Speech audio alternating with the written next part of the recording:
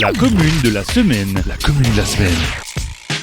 La commune de la semaine fait étape à Sarin-Smain. Je suis aujourd'hui en compagnie du maire Yves Zins. Bonjour. Bonjour. Vous êtes maire de Sarin-Smain depuis 8 ans et actuellement il y a un gros chantier en cours, c'est le cas de le dire, le chantier du pont de la Sarre. Voilà, donc le pont de la Sarre qui coupe le village en deux, donc malheureusement. Donc il y a toute la rive gauche qui a du mal à communiquer avec la rive droite, sauf à pied. Donc il y a toujours une passerelle qui existe pour le moment. Donc on peut passer de la rive gauche à la rive droite en étant piéton ou cycliste. Voilà, donc c'est bien, ça incite au transport doux, mais il y a quand même un calendrier chargé car les travaux vont durer jusqu'à l'automne, jusqu'au mois d'octobre, si je ne me trompe pas. Jusqu'au mois d'octobre. Initialement prévu 4 mois, et puis finalement, il y en a pour 6 mois de travaux. Une remise à neuf du pont. Voilà, c'est une remise à neuf du pont, et après, tout roulera bien. On espère. On espère. Il y a un autre projet qui est dans les cartons, mais qui est déjà bien avancé. Le projet est déjà bien avancé. C'est celui d'une halle qui accueillerait un marché de pays et également des fêtes en plein air. Voilà, c'est notre objectif. Donc, pas loin de la Sarre. Donc, c'est le projet qu'on appellerait bord de Sarre.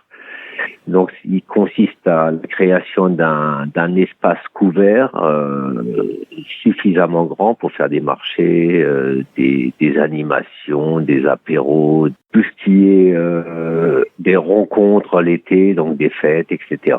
Car tout ce qui est fête et vie associative, marché, ça contribue au lien social. C'est une notion à laquelle vous êtes très attaché, je crois.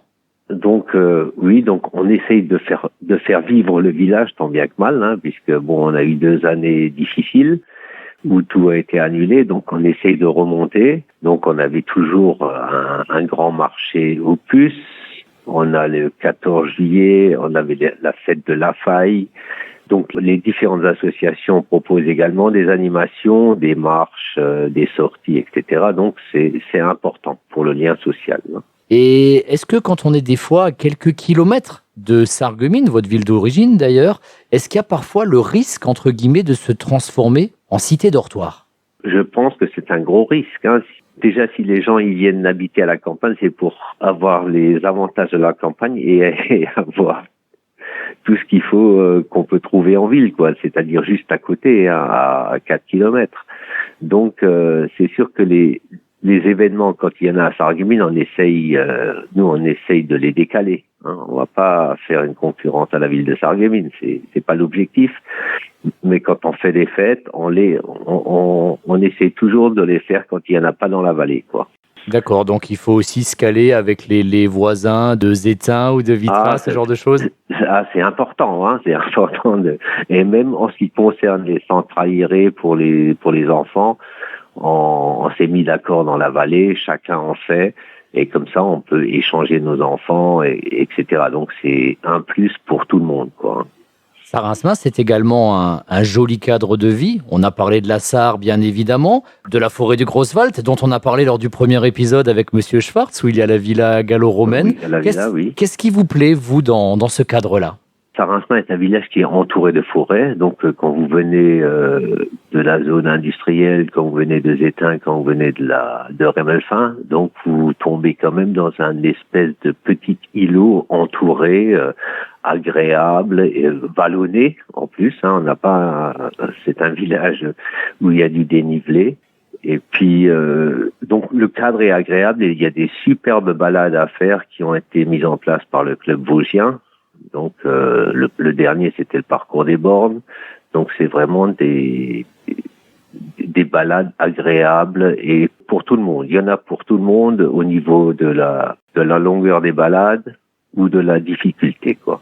Est-ce que vous diriez qu'avec 1300 habitants, un village comme Sarin-Smain a finalement une taille idéale ? On est déjà un gros bourg tout en gardant encore le calme d'un petit village ?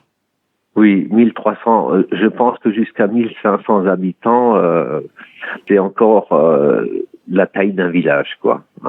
Bon, c'est sûr que tous les villages s'étendent. Le nôtre, donc, avec le PLU, on l'a limité au niveau extension. Donc, il y a beaucoup de dents creuses à remplir au centre des villages.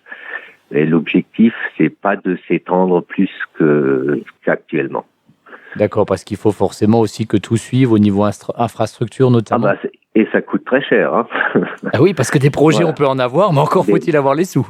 Le gros problème, c'est il faut les financements. On avait un gros projet pour cette année, c'est-à-dire la réfection de la Grand Rue, mais il va falloir qu'on le repousse à cause des travaux du pont. On peut pas couper et le centre-village et le pont en même temps. Voilà. Oui, effectivement, il y a déjà des désagréments pour les automobilistes qui doivent passer soit par la zone du Cora, soit par Zétain en déviation. Voilà. Et du coup, les travaux sur la Grand Rue, vous avez peut-être une idée de quand ils vont avoir lieu ? Déjà, on les a repoussés à l'automne. Hein. J'espère qu'on pourra démarrer au moins par les réseaux secs, parce que l'objectif, c'était de refaire la voirie, de faire des réseaux souterrains et de faire un espace partagé au centre-village, de l'église à la mairie. Donc toute cette partie-là, la rénover, la restructurer. Donc l'espace partagé, là on est aussi dans quelque chose où on limite la vitesse, on est pour que tous les usagers soient là. On met des chicanes, on réduit la vitesse à quelque chose de très faible, voilà. Donc pour éviter, pour permettre à tout le monde de circuler. Et du coup, on donne une envie d'aller aussi en plein cœur du village. Ça donne aussi une qualité de vie supérieure ? Je pense. L'objectif, c'est aussi donc on a un village le centre-village, c'est très minéral, donc déjà il y aura des arbres, il y aura des petites placettes, donc c'est pour lui donner un peu une âme, quoi. Inciter les gens à sortir. Voilà, on est toujours là, effectivement, dans ce côté. Il faut pas perdre l'âme d'un village, il faut garder le lien entre les gens, il faut que les gens continuent à se voir, à se croiser. Et on a de la chance, nous on a encore des commerces, hein. Donc on a une boucherie, un boulanger, un café, un restaurant, donc c'est quand même quelque chose qui est très appréciable, même si ces gens-là ils souffrent en ce moment avec la fermeture du pont. J'ai discuté avec le boulanger ce matin, donc il a une fréquentation de moins 40%. Il faut inciter les villageois et puis les gens qui habitent à proximité à continuer à soutenir le commerce local. Ah oui, ça c'est très important et surtout qu'on a de la bonne qualité. Ah ben voilà, vous vendez bien votre village. Sarah Hincemin, commune de la semaine sur Studio 1. Merci beaucoup, Monsieur Zins. Il n'y a pas de quoi, je vous remercie.